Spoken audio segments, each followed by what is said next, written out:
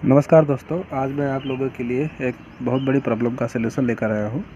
अक्सर आप लोगों ने देखा होगा कि जैसे कोई आदमी एक्सपायर कर जाता है और उसके बाद में उसके खाते में अगर जो नॉमिनी नहीं पड़ा हुआ होता है तो उसको पैसा लेने में बहुत दिक्कत आती है या बहुत सारी प्रक्रियाओं का सामना करना पड़ता है, क्योंकि आदमी को पता नहीं होता है कि क्या क्या करना है। इस वजह से बहुत परेशान हो जाता है। तो इसके लिए मैं आपको आज एक सलूशन लेके आया हूँ। सबसे पहली बात यह है कि सबसे पहले अपने खाते में नॉमिनी का ज़रूर करवा लें। नॉमिनी ऐड करवा लें। अगर नॉमिनी ऐड नहीं है इन केस तो फिर ये जो है प्रोसेस होती है। सबसे पहले ये होता है कि जैसे आप नॉमिनी अगर कोई नहीं है अकाउंट में, ठीक है, तो अकाउंट में अगर नॉमिनी नहीं है और आदमी अगर एक्सपायर कर दे, सबसे पहले जो है आप उसका जो है मृत्यु प्रमाण पत्र बनवा लें।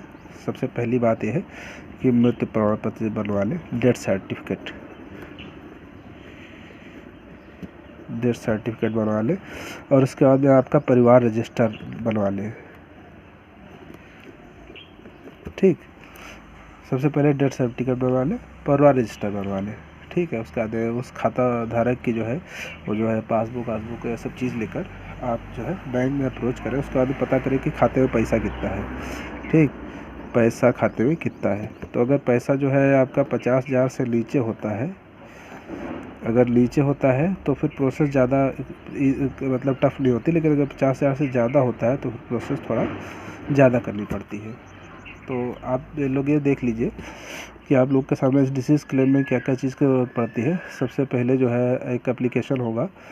ये एप्लीकेशन आपको बैंक का वही मैनेजर ही प्रोवाइड कराएगा। ठीक, खुद ही लिख के, मतलब कि आपको एक फॉर्मेट देगा, उसमें आप एप्लीकेशन लिखेंगे। और लेटर ऑफ डिस्क्लेमर होता है। डिस्क्लेमर का मतलब होता है कि जैसे 5 भाई हैं, पाँचों भाइयों में से अगर जो मतलब कि ये सहमति बनती है कि फलाने को पैसा दिया जाए। जनरली ये होता है कि अगर जो पांचों भाइयों को मतलब कि खाते धारक का पैसा अलग अलग डिवाइड किया जाएगा तो उसमें बहुत लंबी प्रोसेस आएगी, उसमें खर्चा ज़्यादा आता है। तो पांचों भाइयों में से कोई एक आदमी को आप लोग, जैसे 5 भाई हैं तो पांचों में से किसी एक भाई को आप लोग मतलब राज़ी कर लो कि इसको पैसा मिलना है, बाकी सब लोग अपना डिस्क्लेमर पे साइन कर देते हैं। तो इससे ये होता है कि पैसा मिलने में आसानी हो जाती है। जो जब उसको पैसा मिल जाए उसके बाद अपना पैसा आप लोग डिवाइड कर लीजिए। तो ये लेटर ऑफ डिस्क्लेमर होता है कि जैसे एक आदमी डिस्क्लेम नहीं करेगा जिसको पैसा मिलता है, और बाकी सारा आदमी डिस्क्लेम कर देगा। यहाँ तक कि बहनें भी जो होती हैं वो भी जो है, अगर है बहनें तो बहनों को भी लेटर ऑफ डिस्क्लेमर पर साइन करना रहेगा। ठीक है, उसके बाद एक एफिडेविट लगता है। तो एफिडेविट जो है, हम आपको धीरे धीरे सब कुछ दिखाएंगे अभी नीचे कि एफिडेविट क्या होता है, कैसे होता है। ठीक है, तो एक एफिडेविट लगता है। तो एफिडेविट में ये होता है कि मतलब कि मेरे सामने इनको पैसा दिया गया है, ऐसा ये सब चीज़ जो है वो जो है ये सब चीज़ें एफिडेविट में आती है। उसके बाद एक इंडेमनिटी लगता है। मतलब कि बैंक ने अगर पैसा दे दिया, कोई बाद में आके क्लेम करे, इसके लिए इंडेमनिटी लिया जाता है। तो एक इंडेमनिटी होता है।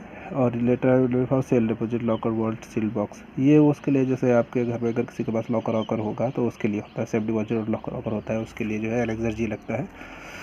और ये आर्टिकल अगर सेफ कैटेगरी में कोई चीज़ बढ़ी हुई है तो वो उसके लिए जो है एनेक्सर एफ लगता है। और form inventory container, safe deposit locker, एक सेफ कस्टडी होता है, एक सेफ डिपॉजिट लॉकर होता है। इन दोनों में अगर कुछ आपके मतलब कि जो एक्सपायर हो गया उसने अगर कुछ खुलाया है तो उसके लिए ये दोनों लगेंगे। और ओपिनियन रिपोर्ट और श्योरिटी, मतलब कि श्योरिटी मतलब कि जिन लोगों ने गारंटी ली है वो गारंटी का मतलब कि वो लोग को मतलब कि जाके बैंक देखती है और उनके बारे में अश्योर करती है कि ये दोनों वाकई में जेन्युइन गारंटर हैं कि नहीं है। तो आप लोग सबसे पहले ये देख लीजिए कि सबसे पहले आपको 2 गवाह चाहिए होंगे जो ये बोले कि हाँ ये इन्हीं के लड़के हैं, और मतलब कि और ये इन्हीं, मतलब कि जैसे जो आदमी पैसा पा रहा है वो मृतक से ही संबंधित है। मतलब 2 गवाह होंगे। गवाह जो ये बताएंगे कि जो मृतक है उससे ये 5-6 आदमी संबंधित है, वो ये बताएगा। ये इस चीज़ के एक मतलब कि 2 गवाह लगेंगे। ठीक, और उसके बाद 2 श्योरिटी लगते हैं। 2 श्योरिटी लगते हैं। 2 श्योरिटी श्योरिटी क्या होता है?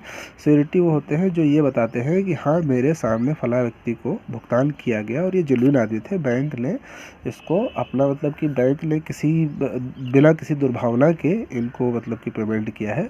मतलब बैंक कोई फ्रॉड नहीं कर रहा है, बैंक एक मतलब कि भली भांति जान परख कर ये मतलब कि पेमेंट कर रहा है। तो दो श्योरिटी लगते हैं, तो श्योरिटी जो होंगे और जो गारंटर जो दो होंगे, ये दोनों का सिग्नेचर मतलब कि ये जो गवाह होंगे ये इनका खाता होना चाहिए बैंक में खाता होना चाहिए, ठीक है, और ये दोनों साइन करते हो। और श्योरिटी इनका खाता हो या ना हो लेकिन दोनों साइन करने चाहिए, ठीक, खाता हो या ना हो लेकिन दोनों साइन करने चाहिए। तो एक चीज़ आपने याद रखी कि जो श्योरिटी या जो गवाह रखें तो वो दोनों सिग्नेचर करने वाले आदमी होने चाहिए, नहीं तो फिर आपका फॉर्म रिजेक्ट हो जाएगा। तो कई बार ये होता है कि अनपढ़ आदमी का गवाही या श्योरिटी करवा लेता है, जिसकी वजह से उनको दिक्कत आती है, उनको पैसा नहीं मिल पाता है। तो ये चीज़ ज़रूर ध्यान रखें। तो अब मैं आपको धीरे धीरे मतलब कि सारी चीज़ें मतलब दिखाने जा रहा हूँ, तो आप लोग उसको देख लें।